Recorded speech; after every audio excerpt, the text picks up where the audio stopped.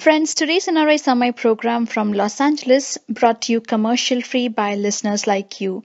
Your generous donations make possible for us to stay commercial free, and today's show is pre-recorded. If you have a question for the guest, please send an email to nrisamai@gmail.com. We will follow up with the guest and find the answer for you. Thank you for your support.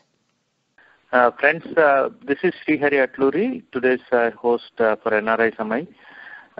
Friends, we are going to talk with Rajesh Krishnan about the GMO movement in India. There is a coalition for GM-free India, and Rajesh is the chairman. And we'll be talking about what is the current status of GMO movement in India, and what are the next steps, and especially now we have a new government. So what is the GMO activists proposing? So welcome to NRI Samai, Rajesh. Thank you, Siri. Okay, excellent. Just to give some background to our listeners, can you tell about yourself? I know you also doing farming, and you're a Greenpeace activist and so forth. Yeah. So as you introduced, I convened a national coalition for GM-free India at the moment. But I'm a biotechnologist by training. I did my graduation in biotechnology and a post-graduation in ecology. And then got involved with Greenpeace. I've been working on the Sustainable Agriculture Campaign for a long time. And recently I've moved into full-time farming and part-time activism. I see. So, how do you know about the farming? Are you first generation, or your parents also did farming? And especially because you generally it's not a popular field, right? Once you are in, like a lot of middle-class Indians. I'm basically from Kerala. My parents were in government service. But from the stories that I've heard in my childhood about their childhood and how they used to have a wonderful time in the farm, that probably was a starting point for me, thinking about farming and aspiring to be a farmer at some point. So thankfully now the time has come where I could do that. So that's how it started, and that's how it has ended now. I see. As maybe a farmer. So in general, in India, farming is not a profitable line of profession. So how do you plan to? Yes. There is actually, while that is a popular conception, the interesting contradiction that one sees is when farming is done by big corporates, it's supposedly very profitable. They do make huge margins. But for the small, medium, marginal farmers of this country who form the majority, it has always been a loss-making proportion.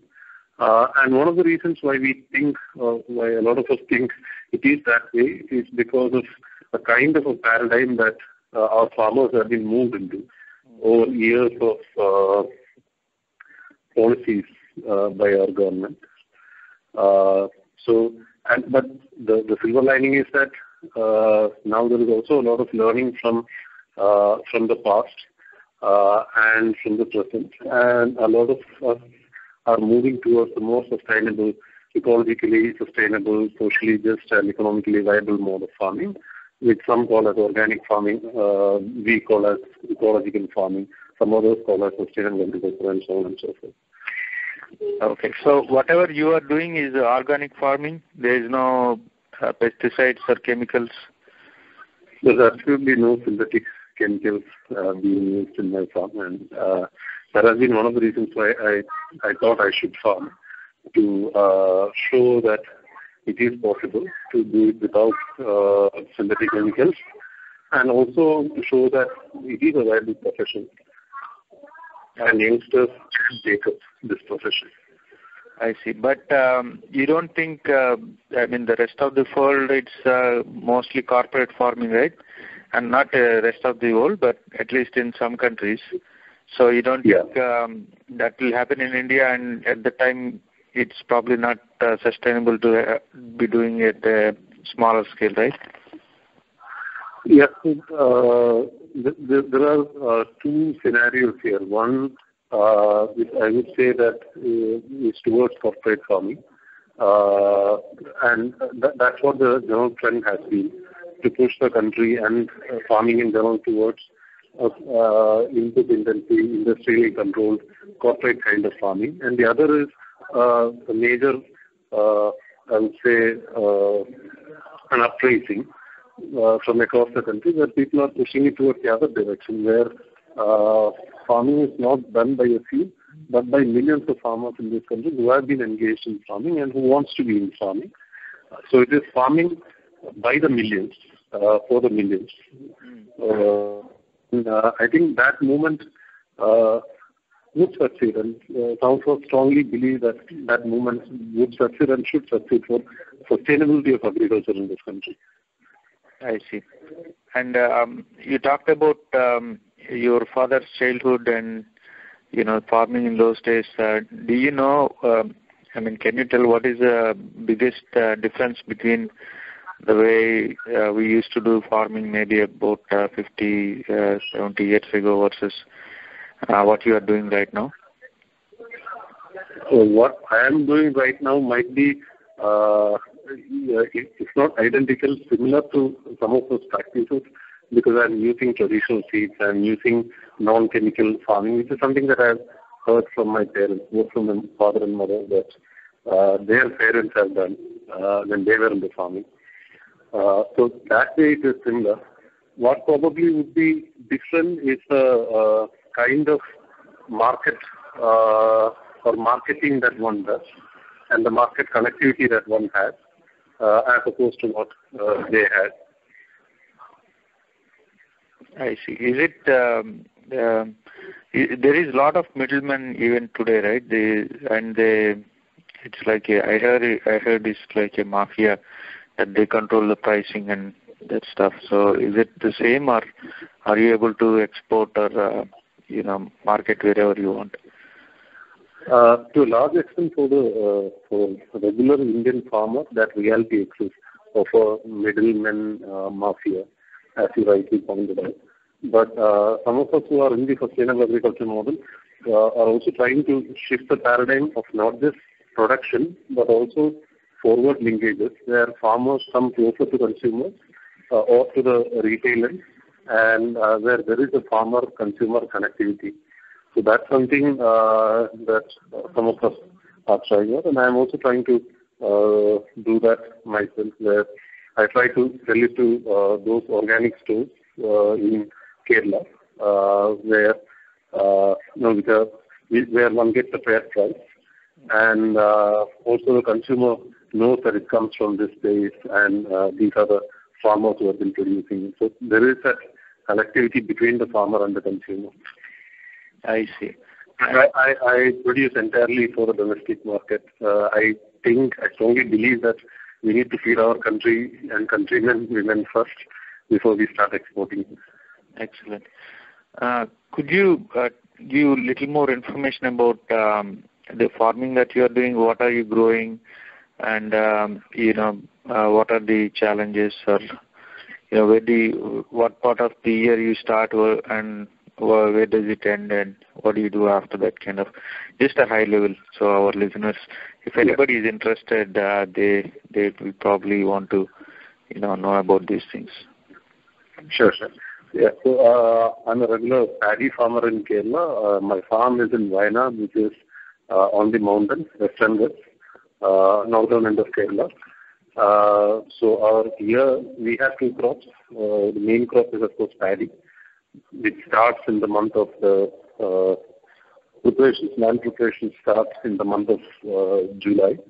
But I've kind of preponed it by a month, and by adding a green manure crop. So I started my current season by the end of May, have one round of plowing, have put my green manure crop. By July will be another round of plowing, and then by end of July we'll be planting. and I generally cultivate traditional seeds. I'm part of a seed savers network in the country who conserve traditional seeds and share traditional seeds with fellow farmers. So paddy is the main crop, and it gets harvested by the end of December, January.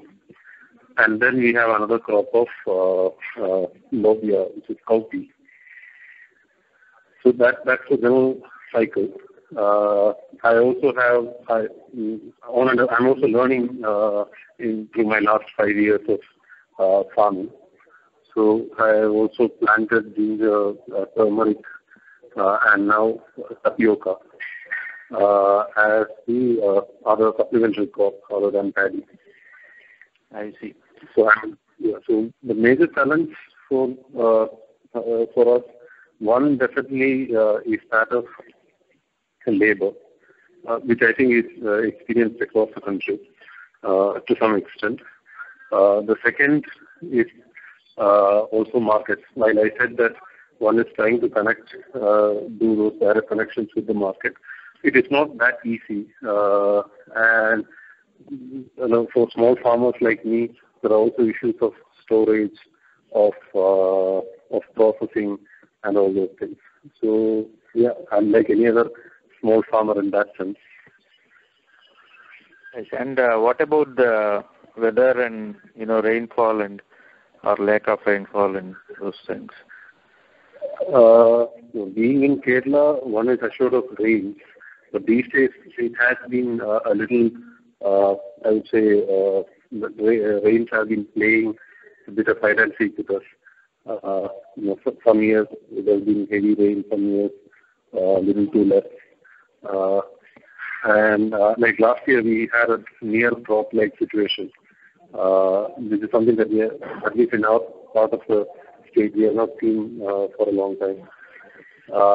So that's the other big challenge one is dealing with, of rains which are not very fertile. In terms of their intensity, they do come in during the monsoon time, that's for sure. But how much comes at what point has been a bit uncertain these days. I see. And and this time I'm digging a farm pond to kind of be prepared for a situation like that. Okay, excellent. And from your experience, you said you have been doing it for 5 years? Yeah. Okay. I think 5 years is a good time to, kind of get a grip on it, right? You are not a newbie anymore, I guess. You are not experimenting. So from your experience... Well, I do experiment, that's another thing. Right. Yeah. I do experiment with different varieties of crops. Yeah.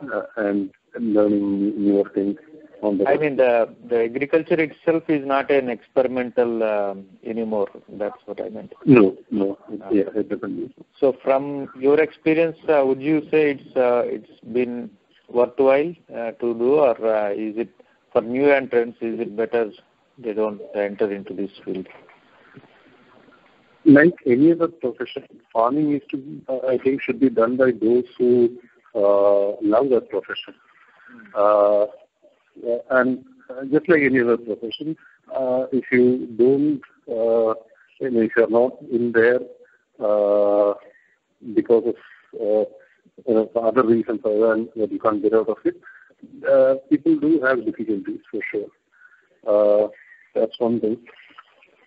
So I think I kind of digressed from your question. Can you repeat that question once again for me? No, I was asking, do you feel it's been worthwhile, your personal opinion, and if somebody is, they're interested, but they're a little scared of the unknowns, do you think they should experiment?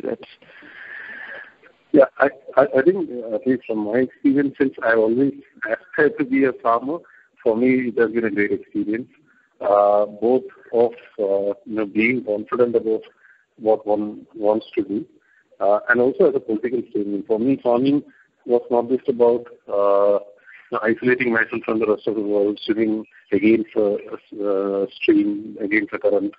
or anything. It was also to make a political statement that youngsters of today can also choose this as a profession and make it viable. And also, farming for me is one profession where you are so closely linked to both nature and society. So your role as a citizen, apart from your role as an individual, gets greatly fulfilled here. So that has been the other big thing for me. My role as a citizen in the local community.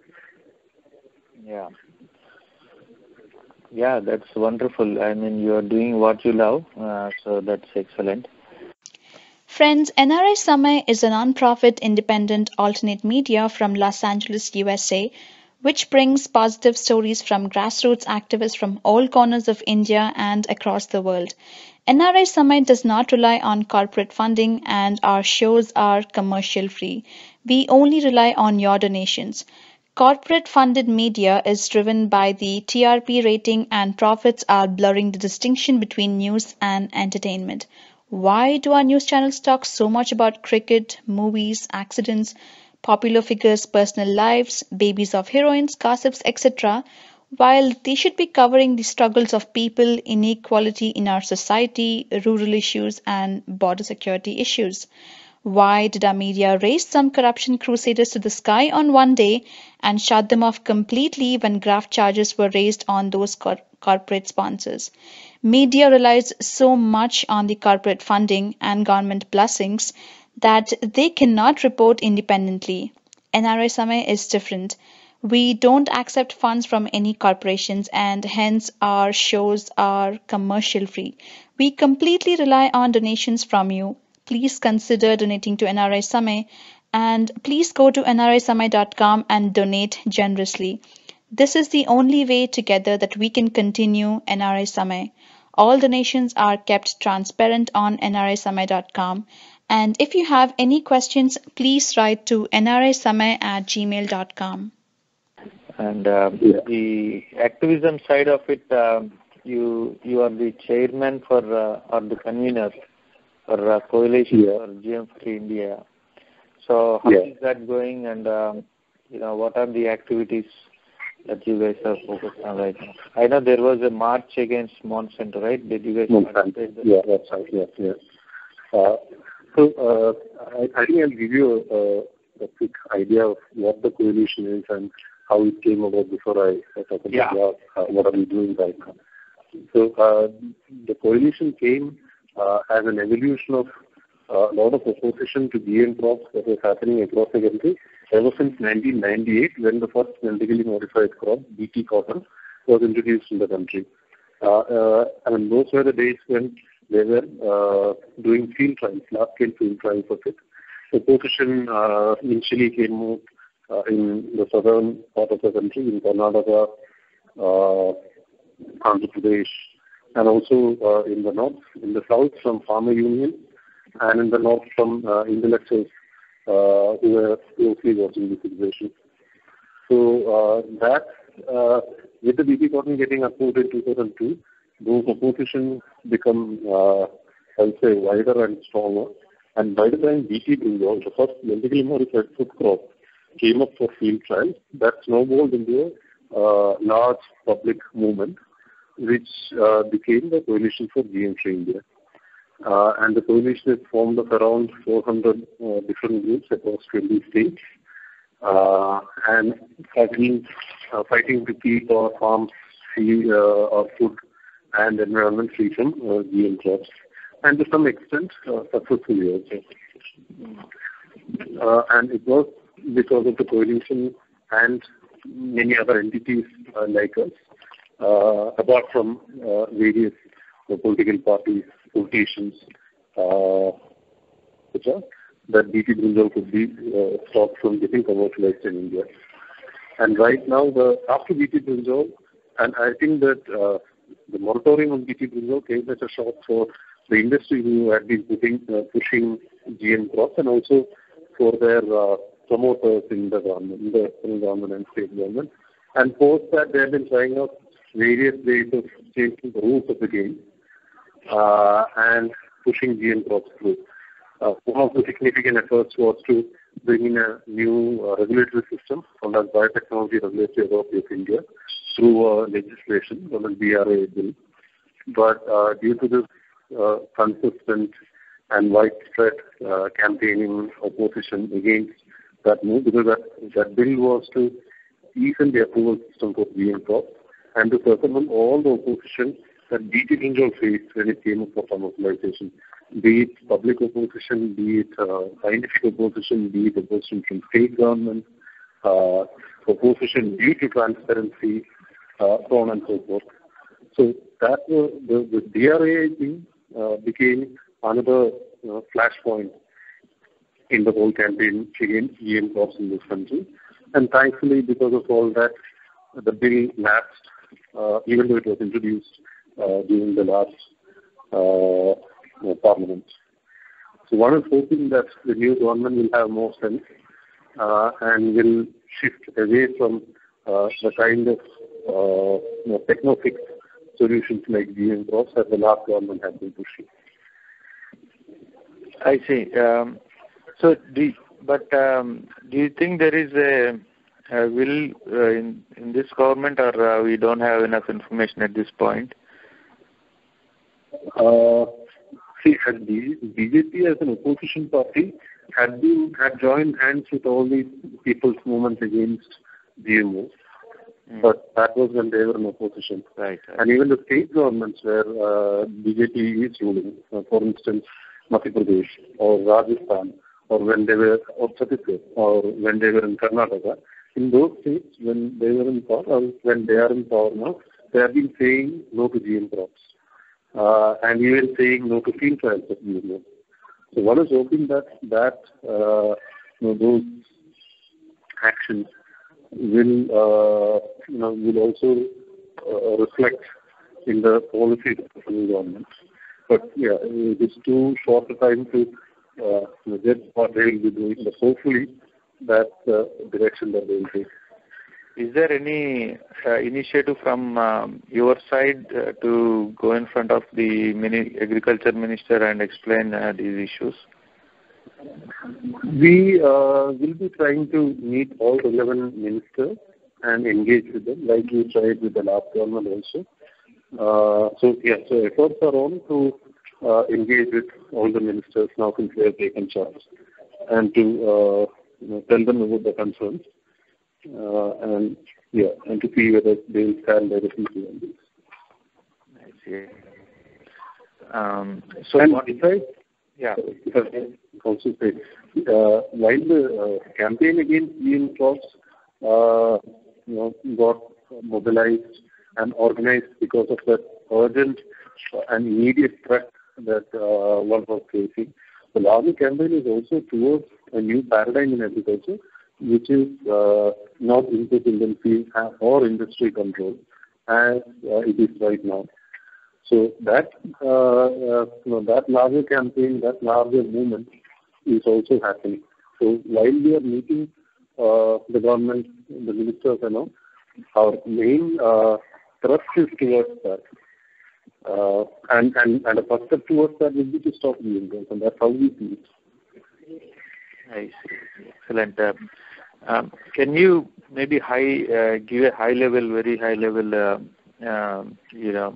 view of what are the main issues with the GMO at the center? With GMOs, as most of us know by now, there are serious concerns about their impact on health, their impact on the environment, and socioeconomic and cultural aspects of any society across the world. So when one talks about these impacts, one of the main issues with GMOs is that, unlike the chemicals that one had to deal with in the past in agriculture, this is a living technology. And once released in the environment, you can never call it back. So that irreversibility, uncontrollability, and added with that, the unexplainability of its consequences makes it a real big threat for the whole world. And that's precisely the reason why people have been saying no to open release, environment releases of GMO. If one wants to do research and all, keep it within your hands. Keep it away from the nature. Keep it away from the environment. That's what I would say. And one of the significant issues with GMO and especially GM crops is that of control of seeds by large corporates, including one of the biggest seed corporations like Monsanto. And that is a real threat. That is a threat not just to a nation but to the entire humanity. When a few companies will control the source of our food or any agricultural produce. And what I've seen from the past experiences that when such things happen, even politics and sovereignty of the country itself is impacted. Yeah. And that's the reason why across the world now there is a movement against such transnational corporations. While it manifests in the fight against Monsanto, it is a larger movement against transnational corporations taking control of our fields. Excellent. I appreciate you spending this time with us and giving a lot of information. I think it will encourage more people, especially if they're interested, to go and do farming. So we are close to the end of the interview. Do you have any message or anything else you want to say before we wrap it up? Yeah. To all the people out there, be it Indians or otherwise, I would urge all of them to think about our food and from where it comes, and the link between us and the environment. Every action that we do has to have thought in mind that unless we help in sustaining the environment, our own humanity will not be sustained. So our campaign against GMO is also based on that thought, that nature and all its diverse forms need to be nourished, and any threat to it needs to be stopped. So I hope that people will also realize that and the link between us and the nature, our food and the farms, because from toxic farm you only get toxic food. So to get real food, you have to do the real farming which is close to nature. And I hope that people will encourage it, either as consumers or as farmers themselves. So, even those living in the cities these days can get into farming by doing terrace gardening, etc. And I hear that terrace gardening is growing as a big movement across the world, and I see that in cities in India also. So I would say that every one of us, each one of us has a role to play, and each one of us would play to keep our planet sustainable. Okay, excellent. Rajesh, thank you again, and we wish you all good for the farming that you are doing, and I think it encourages more people. Thank you again.